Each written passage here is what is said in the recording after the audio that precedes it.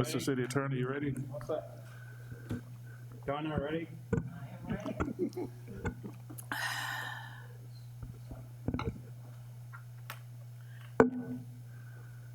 Okay, I'm gonna go ahead at this time, call this City Manager's candidate meeting to order. The time is now about 5:33. Location is 65 Stone Street, Cocoa, Florida. We got Mr. Moffitt on the line. Donna, welcome once again.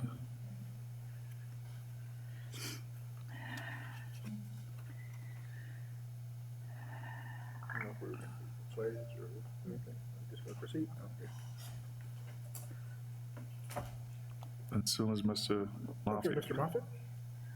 he just stepped away for a second, or is he not? Oh, there you go. There he is. Okay, I'm gonna put you on speaker, and we are ready to proceed, sir. How you doing there, sir? Doing well. Well, welcome to the, well, I hope it's not our new norm. And we appreciate you being on today. We got all our council members here, as you can see. We're all smiling. Yeah, we're smiling behind these masks, so you just can't tell. All right. Well, nice to meet each of you. Hopefully you can hear me okay. And I apologize. There's my office has a lot of natural light, so if it appears a little dark, we have a little overcast going on, so hopefully the sun will come back out and light my office more. So. Oh no, you're fine. And Okay. so we can go ahead and get started here. If you don't mind, could you just please take a moment to tell us about yourself and why you're interested in the city of Cocoa? Okay, well, again, my name is Keith Moffitt. I currently serve as county manager here in Macon and Bibb County, where I was born and raised. I left here right after high school and went into the Navy. And at that time, I was strictly going for educational purposes. I did about 8 to 9 years. They say join the Navy and see the world, but the world is 95% water. So I saw my share of water and decided to come back home and finish my education. I took an internship at the Chamber of Commerce my last year in undergrad and fell in love with economic development. And they hired me as my first job out in economic development. I was a project manager recruiting new industry here into the city of Macon. Had a few successful projects. Primary was manufacturing and aerospace, because we have the Warner Robins Air Force Base here. Did a fairly successful job. As you know, economic development can be feast or famine depending on what's going on. From there, I was recruited to work for the state and worked at 20 counties in the middle Georgia area with not just new industry, but also existing industry and entrepreneurship. Those are the three components of economic development. And in working with those communities, I thought I loved it so much, and working with the elected officials, that I thought I could be one. And I actually ran for city council and actually lost. Which was, some say, a blessing, but I learned a lot being on the campaign trail, and being there, I got to know the mayor that was elected. And he asked me to join his staff, and I worked with him in a variety of capacities. I first started out as his director of internal affairs, where I was the liaison between the mayor's office and city council, passing all the legislation at the local level, working with all the departments inside of City Hall. That's why I was in internal affairs. From there, I moved up to the assistant, we call it chief administrative officer, but now it's the county manager, because in 2014, Macon-Bibb County decided to consolidate for a number of reasons. And consolidation doesn't work for every community, but for our community, it worked very well. We had a lot of service delivery issues that we just couldn't agree upon. And from that, give you an example, at that time, probably 30 or 40 years ago, the library and recreation cost about the same. So the county took the library, the city took recreation. Probably Then fast forward to 2010, where recreation was $5.2 million on the city's expenses, and the library is only $300,000 on the county expenses. So we had a lot of service delivery debate back and forth. The community took it to a referendum, decided to consolidate, and we became one government here in Macon and Bibb County. At that time, being on the mayor's staff, I was afforded the opportunity to lead a department and the E91 department, working with public safety, and very successful there. In my first year, we was actually named E91 Department of the Year here in the state of Georgia. But knowing that I wanted to come back to the county manager's office, I left for about 2.5 years and went to a smaller community just north of here, and I served as county manager there. Again, different set of politics, going from a larger community to a smaller community, but same basic principles and foundations in managing the day-to-day operations of the government. While I was gone, the county manager here left, and it afforded me the opportunity to come back. And I call this my dream job. And I've been here for the last 2.5 years. But as all elected offices go, this office serves at the pleasure of the mayor. And this mayor administration ends on December 31st of this year. We're currently in a runoff with the two candidates. Both candidates have told me that they are not planning on making any changes when they do come to office, but I was talking with my wife, and we decided that I want to be in charge of my career and looking to see what opportunities are out there. And through the association, the International County Managers Association, a couple of months ago, I just looked on the website and saw what opportunities are out there and saw this beautiful opportunity here in the city of Cocoa.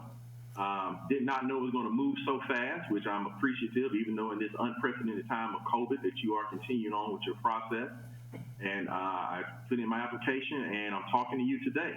I'm very honored to be selected to be one of your 5 finalists, and I believe that I'm looking for an opportunity to be where I can best be a good fit to the community, to use the skill sets that I've been trained in county management, administration, and all areas of HR, finance, public safety, and economic development, and the day-to-day with solid waste, recreation, and things of that nature.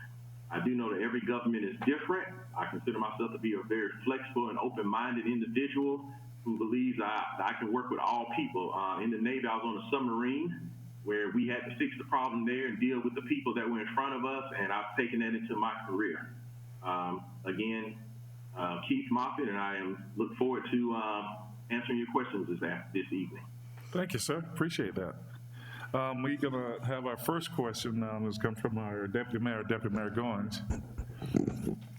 Good evening, Mr. Moffitt. Good evening. The question that I have is, what is your ideal plan to spark growth and development in our most impoverished areas without displacing the current residents? I believe any ideal plan for working with areas of concentrated poverty would be dependent on the people that are already in that area, to identify what the strengths are. I've worked with a program here called Shalom Zones, where we work with communities, work on the ABC, asset building communities, where we looked at the assets in those communities and found opportunities of how we could grow them. Everything from vacant buildings that can be turned into some type of community use, to taking down dilapidated housing, which we know that blight tends to be a trigger for crime. What partners we could have to come into the community, such as the higher ed entities in the community. They can come in and do some type of workforce training. I believe personally that every question, education is the answer.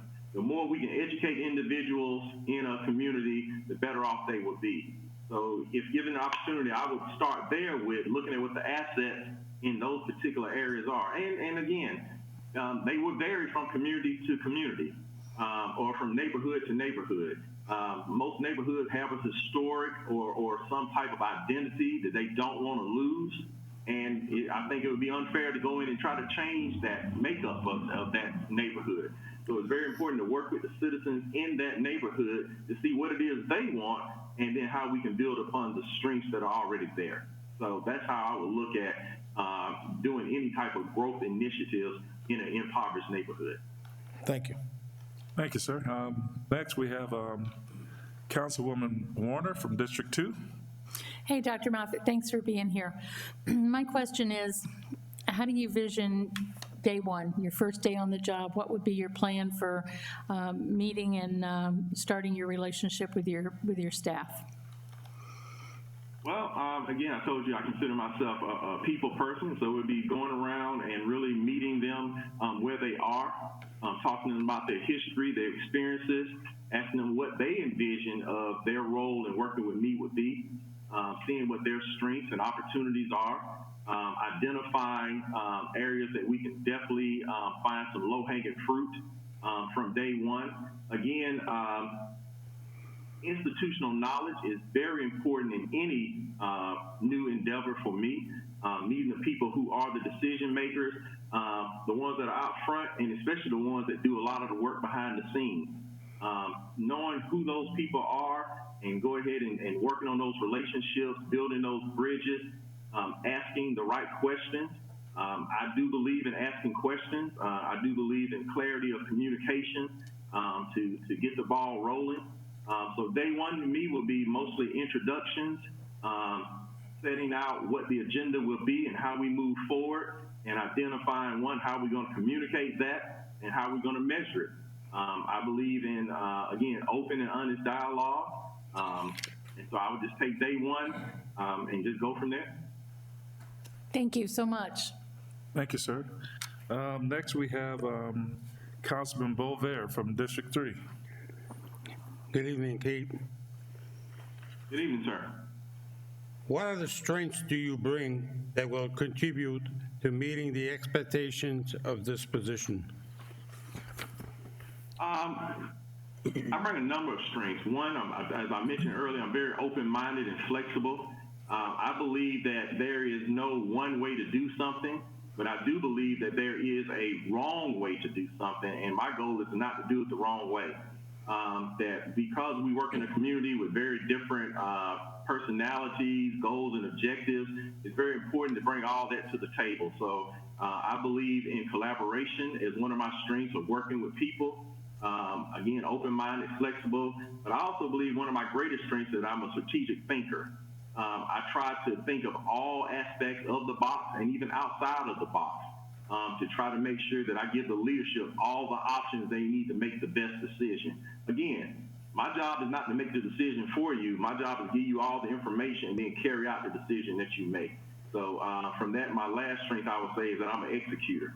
I believe in getting the job done and moving forward from there. Thank you very much. Thank you, sir. Next, we have Councilwoman Cost, District 4. Hey, good evening, Dr. Moffitt. Good evening, ma'am. Thank you for your interest in cocoa. My question is, can you share with us an example of where you have had to be courageous or advise your consul, push your consul to be courageous on a decision? If I understood, you sent the question is, can I give you an example of where I've had to encourage the council to make a decision? Yeah, an example of where you've had to show courage, or you've been in a position to guide your consul to show courage to do the right thing or to get something done. Oh, we're doing that every day right now with the pandemic and the data changing every day. Today, we've had to make the decision of how do we go from what we put all our efforts into what we call phases. Phase one, depending on the 5-day average of more positive cases. So we decided that we would have a trigger point of 5 days, 15 or more cases would take us from phase one to phase two. Back in March, the state of Georgia, pretty much the whole month of April, decided to pretty much go into a shutdown, much like most of the country. Since we come out of that shutdown, we are struggling with what is the proper balance of having people out in the community, especially in public facilities. Today, we've had to make the difficult decision of closing down parks and rec centers. Well, the indoor rec centers are already closed, but then closing out things that were already scheduled for rentals, like our pavilions and our larger event space areas. Again, that's caused a lot of phone calls to me through the office and even on my personal cell phone of how we are trying to flatten the curve by trying to discourage mass gatherings. And again, that takes a lot of courage because, again, we're not medical doctors. You can find a report either way supporting. I give you an example. I see all of you in face masks. I watched the news about the increased number of Florida, increase in Florida. Do you mandate face masks? The mayor, my mayor currently did an executive order urging face masks, but we are under pressure trying to make it a law. So the question then becomes, how do you even enforce it? Is the sheriff willing to have his deputies write tickets, and do we fine people for violating not wearing a face mask? So again, it takes a lot of courage to make these decisions right now because you have people for and against it. But at the end of the day, we all want a healthy community, but we kind of view it differently as far as what we want. The hardest example today was one of our schools that was not able to do their graduation ceremony in May wanted to use one of our parks for this Friday. And because here recently we've had a significant increase in positive cases, we're probably going to have to tell them they can't do it on this Friday. That's going to hurt a lot of families that were looking forward to that ceremony. That's going to take courage to do that. So my job in this is advising my commission members on here's the data. My emergency management person is showing me every day how the numbers are increasing, and we decided on what that trigger number was. And once we reach that trigger number, now we need to enact the things that we said we were going to do. Thank you. Thank you, sir. Appreciate that. And just one last question, and the one I need to know is, what do you feel is the difference between a good manager and a good leader? How you execute and operate. A good leader job is to explain the vision and influence people to accomplish that vision. A good manager is all about the process and making sure that the details are taken care of and that the order is being followed, the policies and procedures are being followed, and proper issues are being addressed. Leadership is going back to getting people to go above and beyond what they probably think their limits are. A good manager is getting people to follow the process, follow the procedures, and execute in accordance to those guidelines. Thank you, sir. Appreciate that. And in closing, could you just, anything else that you might want to talk about or let us know? I mean, feel free to go ahead and do it at this time. Just Well, as a person that has interviewed numerous people throughout my career, I know that one of the things that you always need to do in the interview is make sure that the people interviewing you know that you want the position. Again, I told you earlier about why I was even interested in making sure that, I'm just looking out for my next step in my career and finding a community that I feel I'll be a good fit for. So please know that I'm highly interested in this position. With that leads to my question is, what does success look like in your next city manager? What are you looking for in your next city manager? So I can make sure that I address my qualities and they line up to what you're looking for. thank you, sir. I appreciate that. He asked you a question. I'm looking for a strong city manager, very strong city manager that can make those tough decisions, and one that with the council given direction, that understands that we're the policymakers. We're just not a little figurehead just sitting there just dangling around, that we have to answer to the residents of our city. And so that's who we work for. That's who elected us to office. And then when we pass those concerns and issues on to the city manager, I'm looking for a city manager that can implement those if it's the will of the council, the majority of the council, without any what's the word I'm trying to use? The term I'm trying to use. It's just that he can implement those and move forward doing that without any diversity. So thank you, sir. But yeah, it's just and that's what I'm looking for. Just a strong city manager, very strong city manager.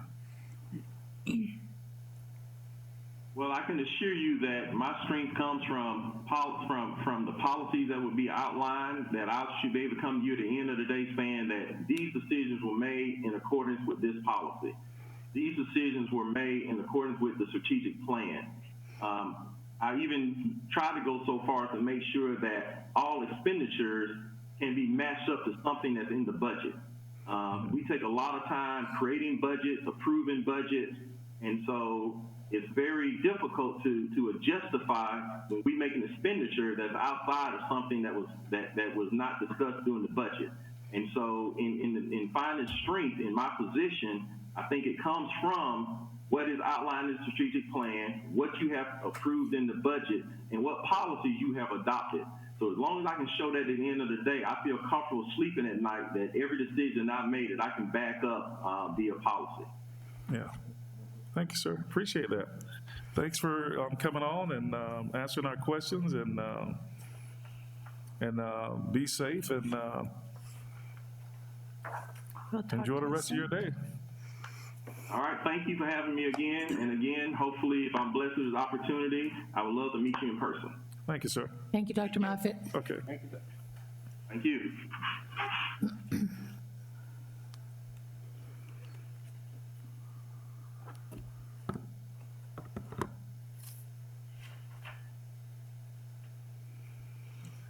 Okay, we have, I guess Dan Porter's not going to come on until a little later. But, Till what time? well, he's scheduled for 6:15, but if he can come on within probably the next 5 minutes, that'll work out perfect. Yeah, Mr. Mayor, we notified him that of the possibility that he may ask to join early, and he was receptive to that. Text him to join now. If that, Let's say in 5 minutes, so give us, so we can make some notes if everyone makes some. sure, I'll get him online right now, then we'll have him on standby when you're ready. Okay, thanks. I know this is a council decision and not an Anthony decision, but you're on this process?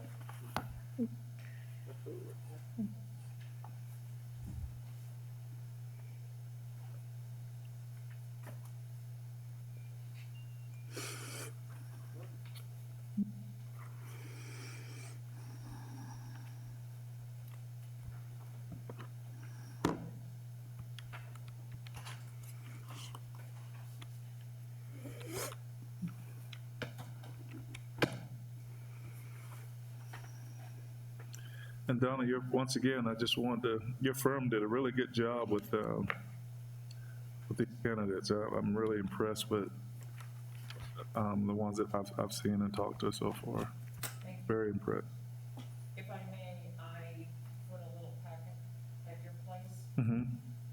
Last evening, one of your colleagues submitted a second question, which is on the flip side of the strengths. And so I sent that to each of the candidates last evening, so you have the response from each one. They are Yeah. following alphabetical. Hey, Mr. Porter? Hey, how you doing? Hey, thank you. Chair Manager in the City of Cocoa. I just want to make sure we had you. Right now, the council is just in Yeah, I looked at some of discussion. them. I'll keep you on mute until you are ready to join, so just stand by. And if you already joined via the camera link? Okay, good enough.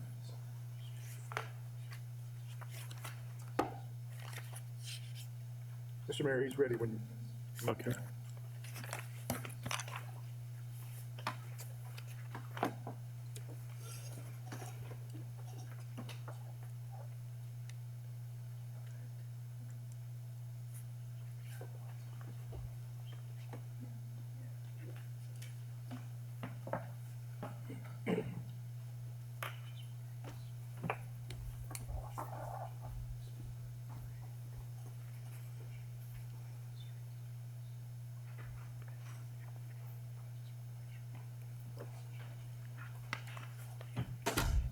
Just let me know already.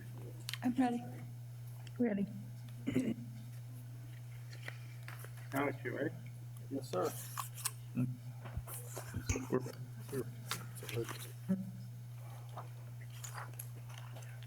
Hey, what happened to our?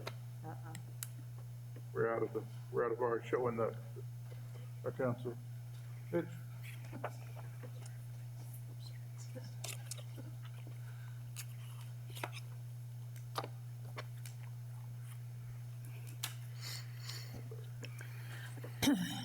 video link and go.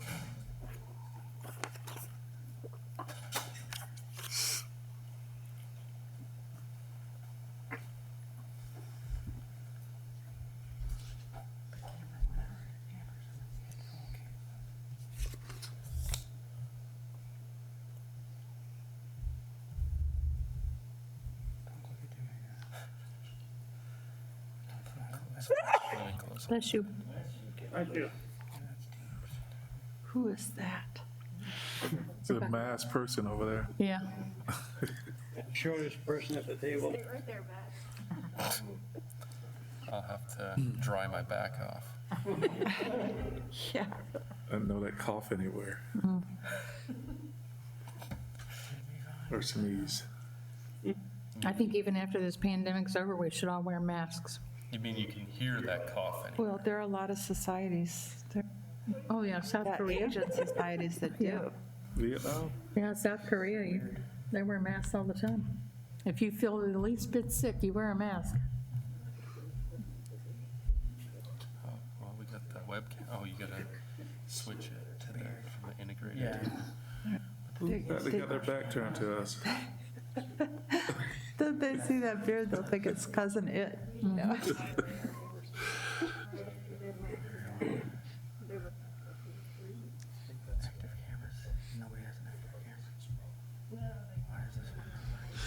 want to close out of it? I'm gonna have to.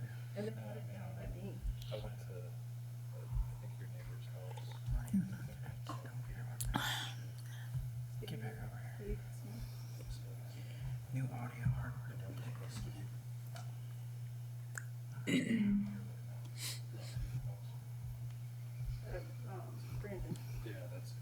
We're experiencing difficulties with the audio conference. You'll be We're just working through some camera technical issues right now, so just stand by.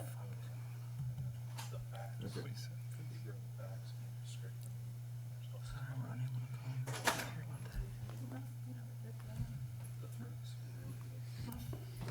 Computer audio. Is Tammy on vacation? She is Can you get the code teleworking from right Carrie? Oh, it's already there. Good. Come here. This is so stupid. We're, the bridge is live, he's muted. You got about a minute. All in that. Yeah,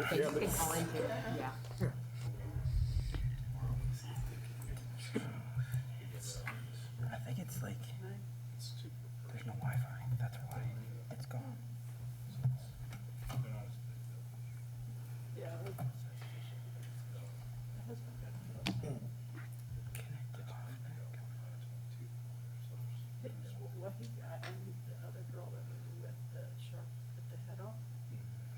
It was just working. What the hell? It's not like an off night. Is that on? What's that one called? Charge $9.99.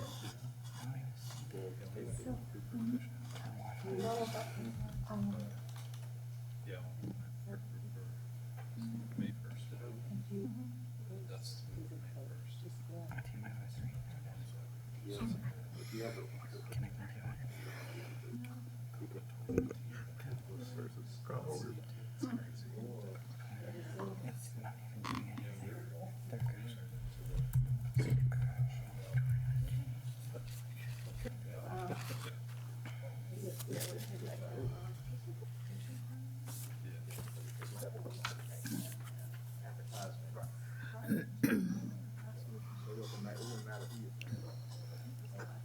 Still not connecting. It's almost like it needs to reboot.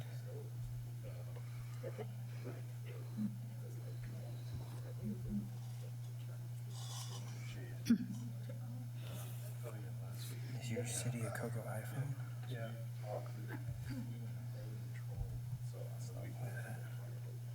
Oh my goodness.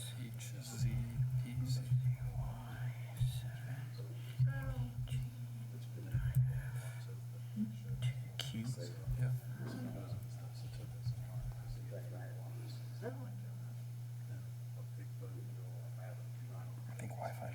you think? It needs to be removed. That was the road that we saw. I'm gonna have to remove it.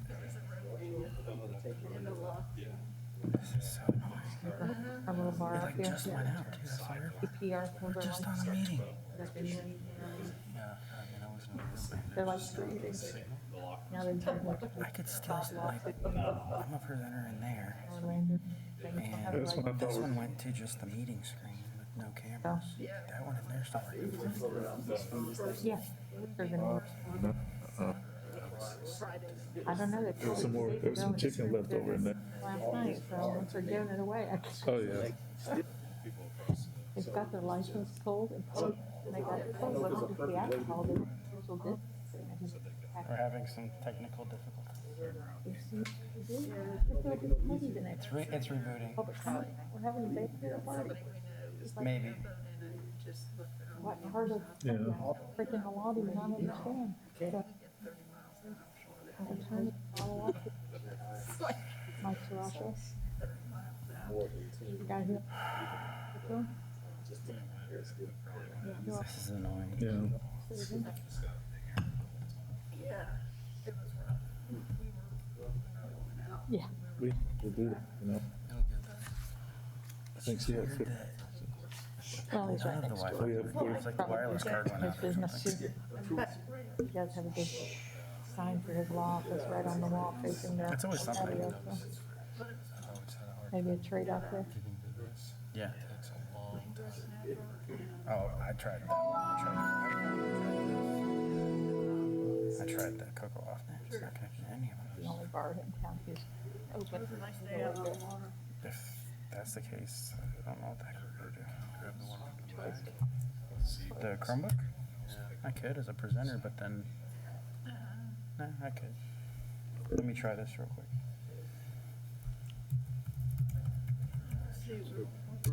We only thought we were starting early. They're still working. The guys, they got Just hold it up. cars out. And then when I ask this question, Yeah, just bring it up to him.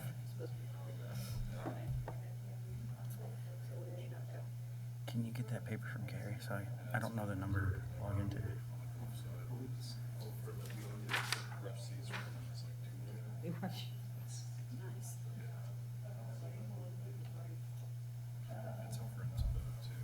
Yeah, yeah, because it's different than the regular one.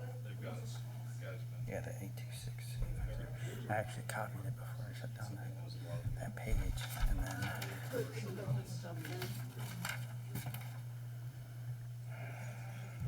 Yeah, we got like 5 packets of fish.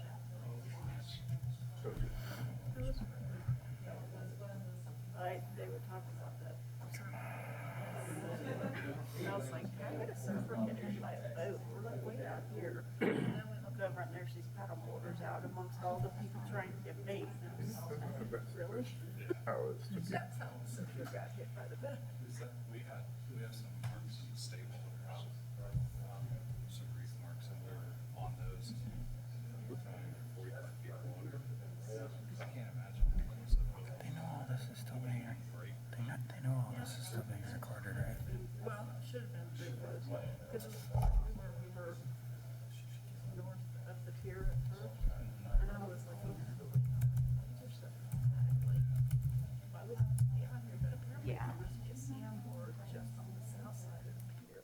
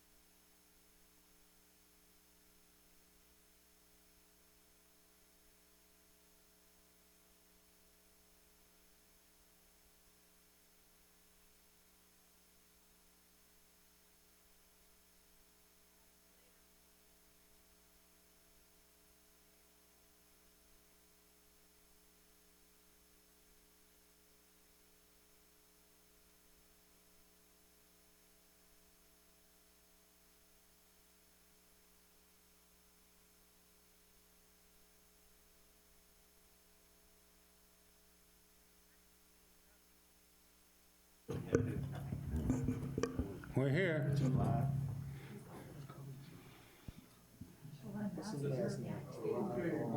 we can see you. We can see our city council on the dais. Okay, I'm about to transition you to speaker, and they're going to begin the process. Good evening, sir.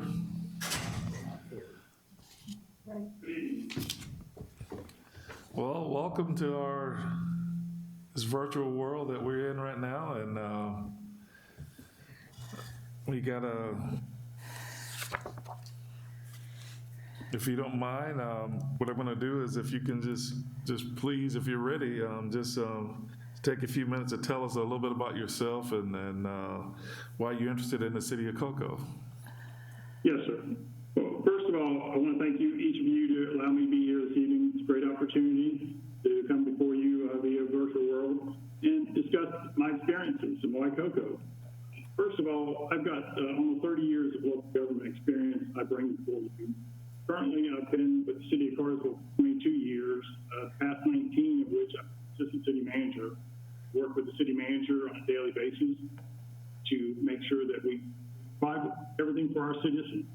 We have electric, gas, water, sewer, stormwater, solid waste, fiber optic, and the other general fund departments, just like everybody else, police and fire, public works and recreation, and administration staff as well, and human resources. So I've got a breadth and depth of experience to bring to the table.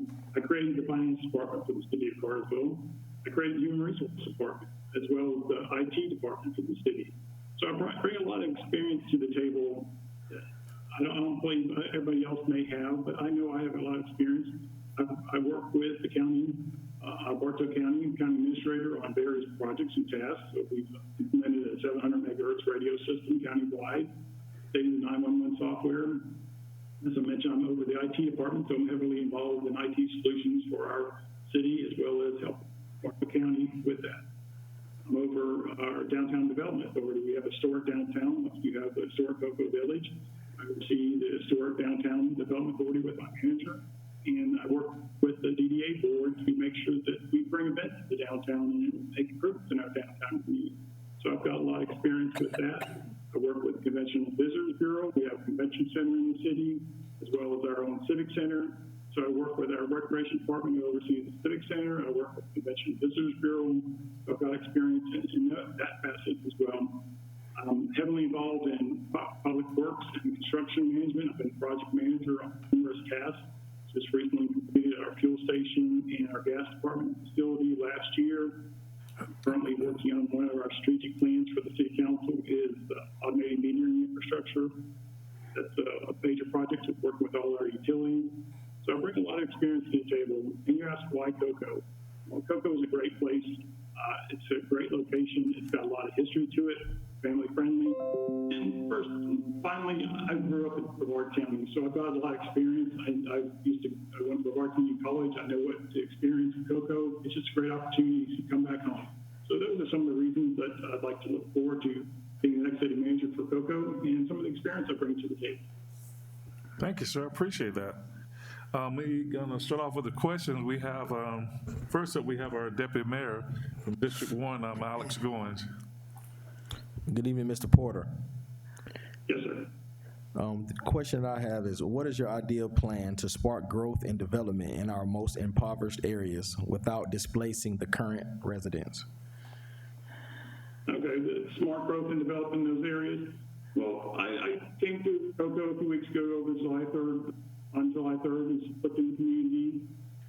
Some of those areas, one of those areas you touched on was community gardens. That's not being utilized right now.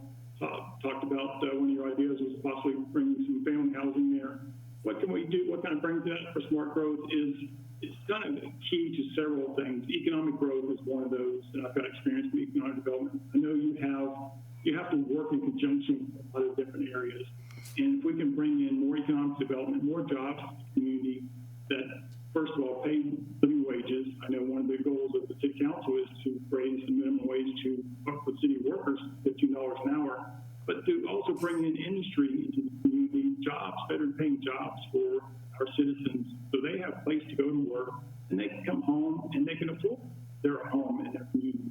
So it kind of works hand in hand, and having that, bringing that smart growth. You have, I know, looking at the maps that are there, you have several industrial park areas that you can bring in current industry.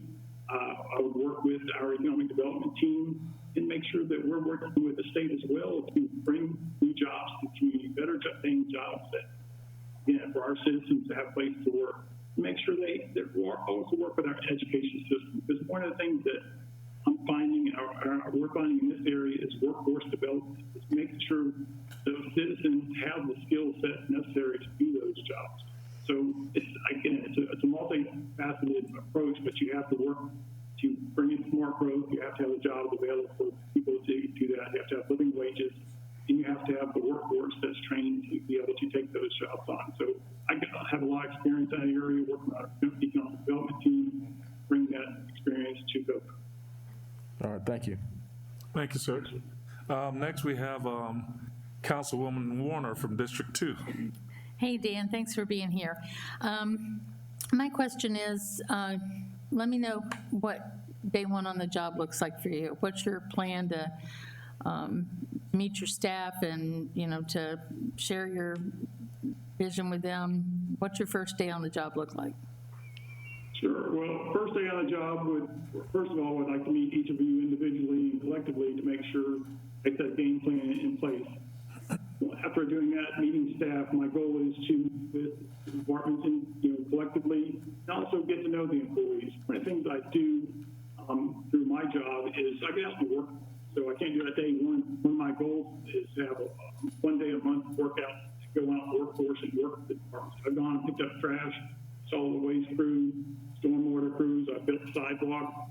I do a number of different tasks just to get to know the employees. So getting them to know them face to face is a very important for me. Day one, getting to know them as much as I can, obviously in a short time period, but over the next 3 to 6 months, my plan is to get out there and work with the employees, get to know them on a day-to-day basis.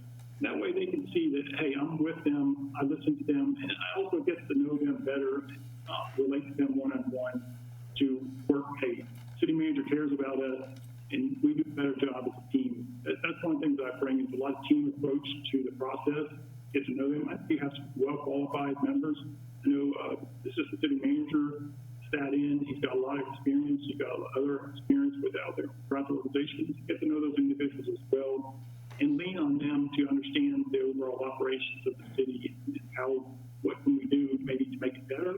What can we do to just say, hey, we're already performing at the top performance right now? Just those are the things I would do kind of starting day one. Thank you so much. Thank you, sir. And then next up, we have Councilman Bovair from District 3. Good evening, Dan. Good evening. What strengths do you bring that will contribute to meeting the expectations of your position? Of this position, I'm sorry. But what strengths I have? First of all, I've got many years of experience in local government.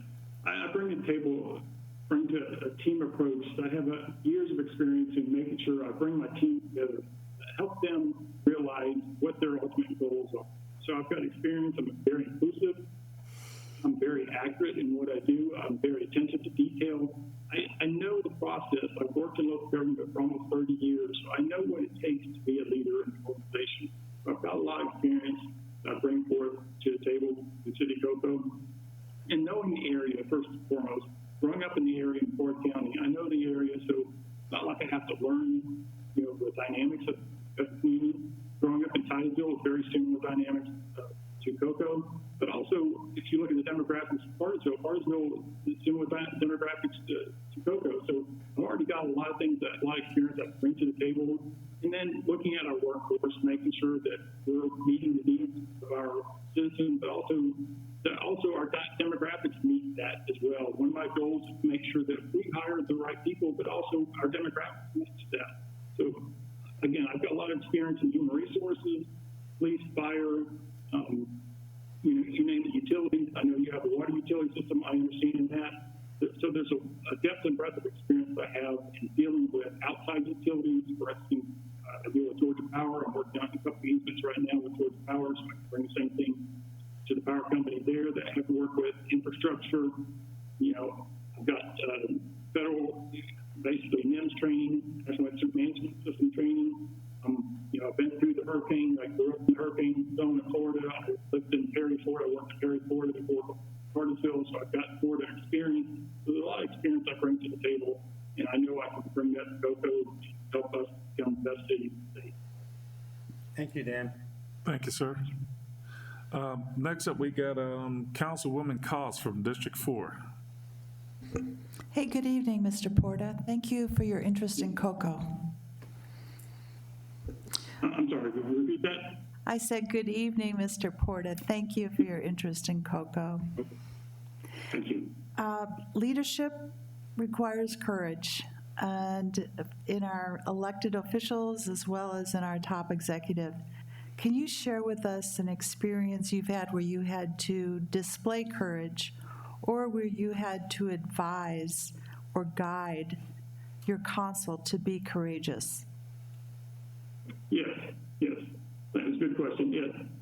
Where I've had to display courage, one of the things that we have in our process is basically employee due process. If their employee is reprimanded for some reason, they can appeal that process. It typically goes to city manager, is ultimately the human resource manager or director, and that process goes to him. Well, the city manager was not in that day, so basically I was second in charge. So I sat into this reprimand from within our election that the elected director reprimanded, was going to suspend this employee for a number of days. I listened to the hearing, I listened to both sides of the case, and I fell on the side of the employee. And the elected director felt like, hey, I stepped on his toes. I wasn't being fair to him. No, I was being fair to the process. So, from that, the elected director was not happy with me for a number of months, but I did what was right and what was fair. So I can stand up to that. I didn't bother me that the elected director kind of didn't take my side, right? He kind of felt like I didn't take his side. Well, I'm not going to take sides. I'm going to listen to it and be fair and make that decision that's equitable and fair to both sides. So I can stand up to anything as citizens that, question things about me, and I answer their question. I'm glad to answer anybody's question because I'll do everything that's right for the city. Thank you, sir. Yes, sir. I just got one more question here. What do you feel is the difference between a good manager and a good leader? Well, that's a good question. A good manager basically is just kind of managing through the process, and they can lead, but sometimes they don't listen to their staff. They don't take the time to actually on their employees. And a good leader actually works with their employees and gives them opportunities to grow. That's one of the things I do. I grow and develop them. I've had employees that have grown through the organization. I share with them my knowledge. One day they may want to come take my position. That's fine with me. My ultimate goal is to make sure I share my experience with the next person. Because at the end of the day, sometime down the road, I'm going to leave the city. So a good leader isn't worried about losing his job. He's there to make sure the organization is better, the employees are better. One of the things that I've brought is succession planning to Cartersville. We develop employees through the pipeline. That's very important. Again, I'm not looking at what's better for me. It's a leader leads by example. They take the initiative, but they also listen to other people. They're not always right. I'm not always right. I do. So a leader listens to that and sometimes takes the other side of the equation, make sure the staff's opinion on it. So that's the difference between a leader and a manager. Thank you, sir. I appreciate that. We appreciate you being here today, and right now I want to give you the opportunity if there's anything additional that you would like to talk about or expound on, feel free to go ahead and do that at this time. Thank you. Again, thank you for this time this afternoon. Again, Cocoa's a great city. I was there a few weeks ago. I took time on my vacation to come back through the community. As I mentioned, I've got family in the area. I grew up in the area, so I know the area. I went to community college there. I used to go to the Cocoa Astros spring training games. So I know the city, and I know the great parts of the city and what the city council is trying to do and make improvements in that. I bring a lot to the table, bring a lot of experience, And I look forward to the opportunity to meeting each of you in person in the next steps in the process, because I know this is a great city and you're trying to make it even better. I'd like to be part of that. So that's all I really have this evening. I look forward to the next steps in the process. Thank you, sir. Appreciate that. And we thank you for being on the day with us. And I ask that you be safe and enjoy the rest of your day. Thank you very much. Each of you enjoy the rest of your evening. Thank you, sir. Thank you. Okay, Mr. Porter. Thank you so much for your patience. So you can go ahead and drop off. Anthony, are you on the line? Okay, you all have your sheets here for your ranking. Make sure so. One being your first choice, 5 being your last choice. If you have anything to contribute, just chime in. You all want to go ahead and fill those out now and sign them and Can I ask a Yeah, I want to have some discussion before we do that, if everybody else is okay with it. I just wanted to ask, do we have to rank all 5, or there were only, say, 2 candidates you were interested in? Could you just rank those? It would be best if you would rank all 5. For tallying purposes. So you're gonna give total the full number, whatever that number is. That's what at least. 5 would be your first choice, the third, then 4th. Yeah. No, the 1 would be your first choice. The second. For tallying purposes, Yeah. your number 1 choice will have 1. Your second choice will have 2. So for the purpose of tallying up the numbers, you need all 5, okay? Please do. Okay. Your lowest 3 scorers will be those that you bring to Cocoa. I didn't find 3 people that I would be willing to spend the money to bring to Cocoa. That's my issue, so. And I actually have more questions now than I had when the process started, and I'm really not comfortable making a decision as far as who our top 3 are gonna be. That's just me, so. I'd like to see us open this back up for applicants, because the last minute I found out there's a few locals that's very interested in this position, and I would like to give them consideration for this position. They're highly ranked in the city and the county too, and I'd like to give them a chance to apply for the city manager's position. So if we could extend it and reopen it up for 10 days or so to get the applicants that want the local people. I'd rather hire somebody local than somebody from, miles away. Well, I was surprised when we got our list because, from our first meeting where the gentleman for ICMA was here, there was some talk of some local candidates being interested and some local people expressing interest, and then there were no local people on the list, so I didn't see any applications from local people, so I was kind of curious as to what happened, and I think after talking to some people, I think that the fact that that Matt was under consideration might have stopped some people from applying that otherwise would have. Like I said, my problem is there's not 3 people on this list that I would be willing to spend taxpayer money to bring to town to interview, because there's not 3 people on this list that I would make a job offer to.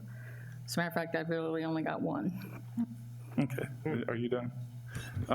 I got mine ready, and I've got mine I think too. we have some super good candidates that apply for these jobs. I know there's been some outside sources trying to slow this process down. I'm not going to let that happen. I'm going to make sure that doesn't happen, and so I just want us to move forward with this whole process. So are you not interested in having that conversation with their suggestions? No, because those individuals knew about this job. This is no surprise to them. So I just don't want to slow this process down. I know there's an effort to slow this process down by some outside sources, and I'm sick of the games, and I think our residents are sick of these games as well. Well, I would like to make a motion that we open the process back up for 10 days. Second.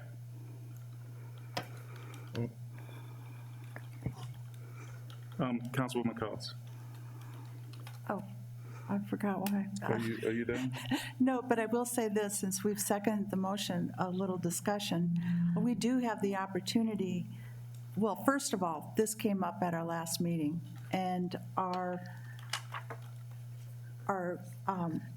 Anthony guided us to continue on the process or start all over, delay the timeline. That was a question that we had way back when. And I fought for then and would continue to fight for staying on this timeline. Now, I'm not opposed to considering somebody else if we could stay on this timeline, but I think what this does is delay the process. We're in dire need of leadership during this period. We have a big decision in front of us with the chief. We have qualified candidates here. I think we should continue with our process.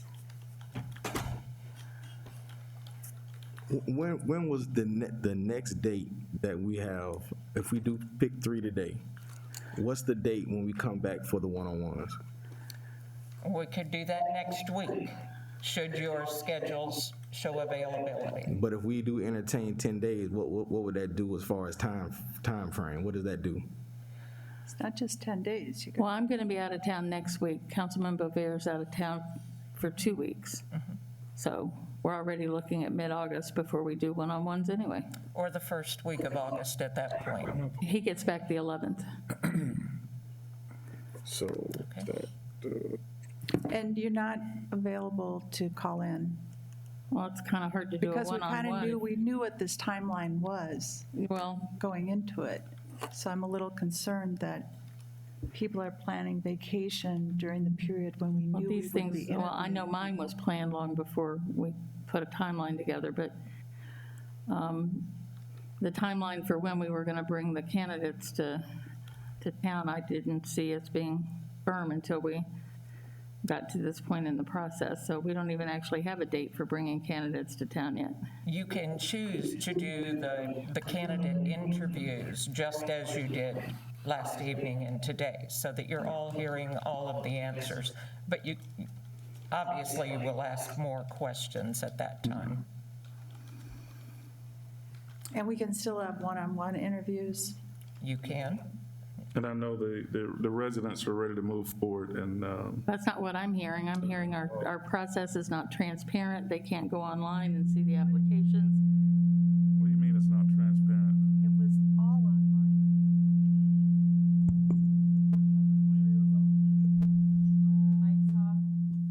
And this is part of the reason why our residents think our process isn't transparent, No, because this- they can't join in the process, so. Nothing to do with it.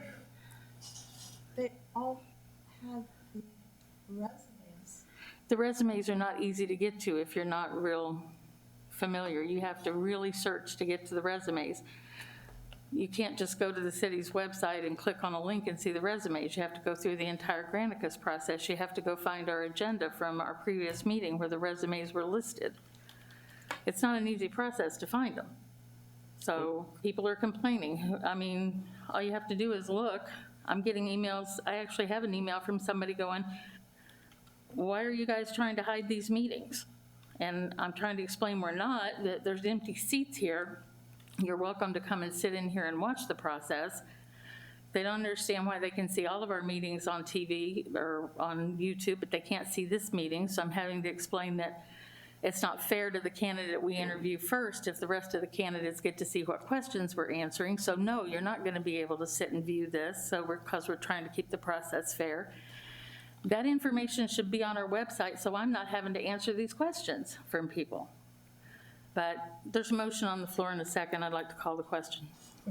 Deputy Mayor Goins, did you have something to say?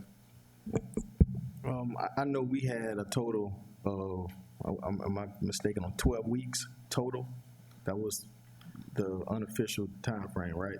So if we stay on the 12-week situation, I think even if we do decide to go with 10 days, we'll still be within that 12 weeks.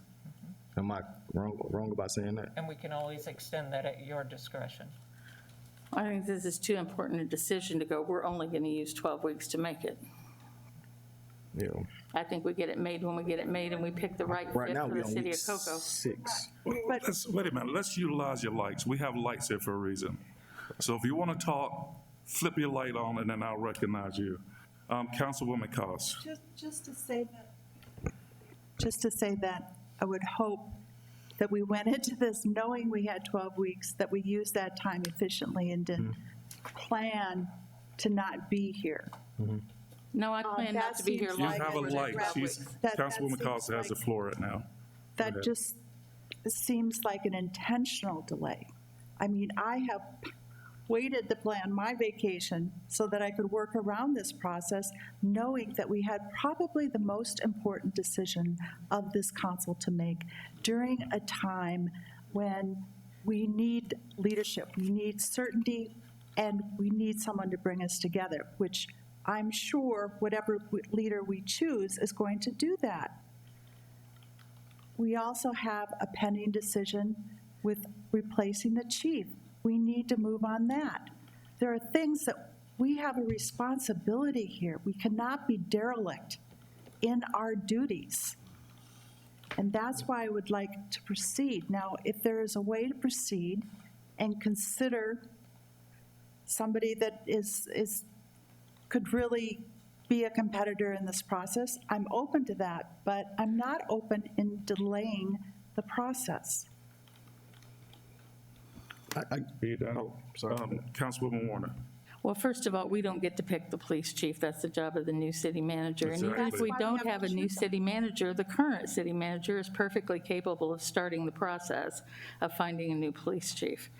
He actually has a lot more experience in that than some of the people on this list. So I'm very comfortable with Matt starting the process of finding a new police chief for the city of Cocoa. Secondly, this is not a vacation that I'm going on, and it was planned months and months ago, to the point of having to spend money months ago before this process even started. So I'm not attempting to delay the process, and I don't think that asking to open it back up for 10 days delays the process, because in the process of that 10 days, we can go ahead and make plans to bring whoever our top 1 or 2 or whatever off of this list are. We don't have to stop the work that we're doing in order to open it back up and consider another application or 2. Councilman Goin, Deputy Mayor Goin. Well, I didn't know that was an option on the table. I think she's making a good point on that. I will agree with her on that. We can still open up and still follow our same processes. Am I correct, Ms. Higginbotham? If that's what the council selects. So it will not be a delay. I don't see it as a delay personally. I'll tell you, my point is, to say that there's not qualified applicants on here, to me, is a slap in the face. I didn't say And they weren't it's qualified. almost an embarrassment just to even hear some garbage like that. You can call it Anybody garbage, but up I here. didn't say there was nobody qualified. I said there was nobody I was willing to make a job offer I to. know. Well, it's all right. I mean, motion on the table. So And a second, and I called the We got a question. motion from Councilman Warner, a second from Councilman Bover. All in favor signify by saying aye. Aye. Opposed? Nay. Nay. The motion was, To open the process back up for 10 days to accept more applications. but we are not delaying then our we- process. Well, see, the thing about it yes, is, we are. But that's why I asked her. I asked her What you- before we made a vote. She said no. What you do now is, there is individuals that put in their applications late. Mm-hmm. Now, do you open that back up for them as well? Yeah, that's what. We just opened it back up for And now anybody. there's a whole nother process now, because we got to go through this process again. We got to get down to the No, we 3, don't. and, Well, that's my whole point of asking Ms. Higginbotham. Will it delay our current process? She said no. It has the potential to do so.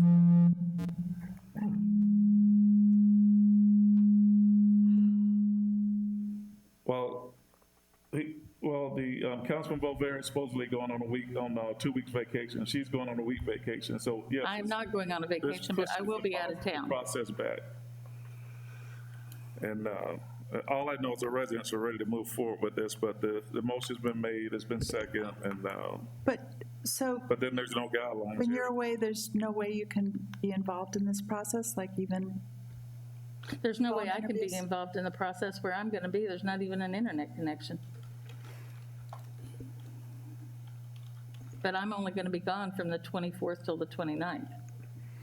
and Don, when are you gone?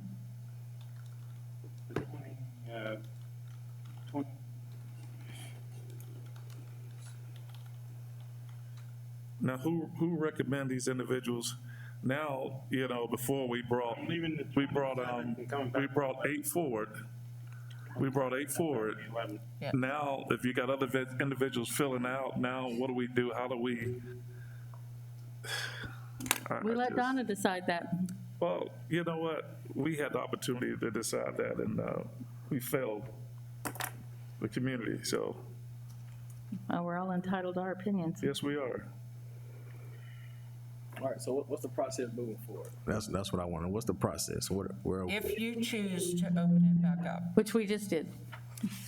then there will be an opportunity for those additional applicants. Do we want to open it up for 10 days or a week? The motion was for 10 days So then it will close in 10 days.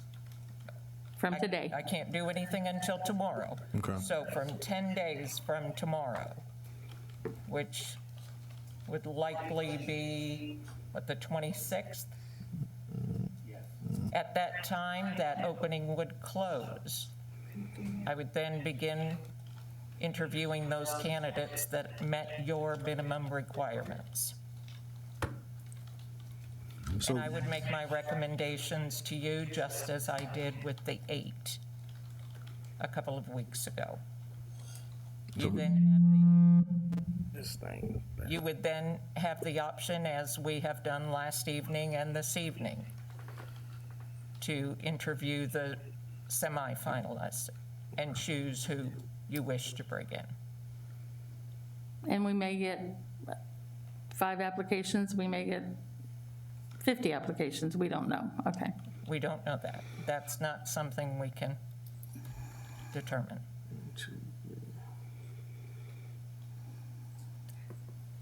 So it would close on the 26th, and we would hear from you within a couple of days, like we did this Within a few days time. after that. And it's not just applicants, but the applicants that has that qualifies for the job. So we'll let you weed that out like you did before. If they don't meet. I mean, I think we have some specific people Yeah. in mind. I don't even know why. Because the only way to do it fairly is to open it back up and not just say, we want to look at this person, look at that person whose applications didn't make it in on time, because there might have been other people who, I have actually talked to people who said, and people who I'm sure other members heard might be applying, and people who haven't put their applications in, who said, if I had known that Matt was going to withdraw and he wasn't a consideration, I would have applied, but I felt like I would be wasting my time, because I figured if Matt was there, you guys would pick Matt. Why would you not? You haven't gone outside for a city manager in over 20 years. I had no reason to think you would do it now. And that's always a risk when there's the possibility of an internal. Right, and nobody knew that Matt was not going to put his application in. So that was a factor in the applications that we got from local people who respect Matt and did not want to put an application in and Okay, compete we against got him. that. Let's move on. We understand the process, and let's just move on from there. There's no need in sitting here and beating us to death, so. But we still Thank need to you. do our, we need still need to do I our think- ranking, correct? So we're going to hand you these papers that we've ranked? Yeah, Let's hope they're still interested. yeah. Let's hope that we have Crazy. qualified people here, at least 2 of which I would really have liked to have interviewed in person. Well, we Let's can, hope they're still interested. I'm sure that these I mean, two we are still know, I interested. know of one other qualified person that I'd be interested in outside of this, but, we're going to narrow this down pretty quickly. Yeah.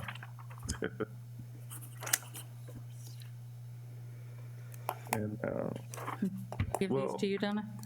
Donna, we appreciate everything. You really did an excellent job. I finished one, yeah. Thank you. And we could, you want to just, I'll get them.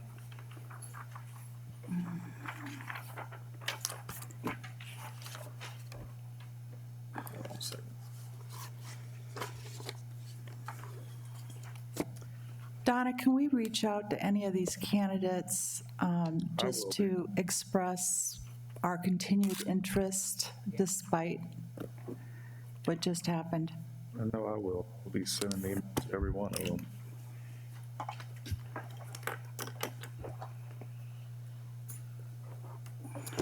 And so it looks like everything is going to be delayed until Dawn comes back. All right? Yes. And then we got elections coming up, so this is just an effort. That was the whole idea, was to delay this. Yeah. Depending on the night of that, I can be on the phone at night. Okay. So if he can be on the phone at night, and Brenda is back on the 29th, can we press ahead then? We could. We could. Okay. Thank you, Howard. Appreciate that. Well, some of these people will have to make travel plans possibly, so that does take a little longer. And if we know that we can move ahead with the process after the 26th, that should be helpful, hopefully. Okay, meeting adjourned.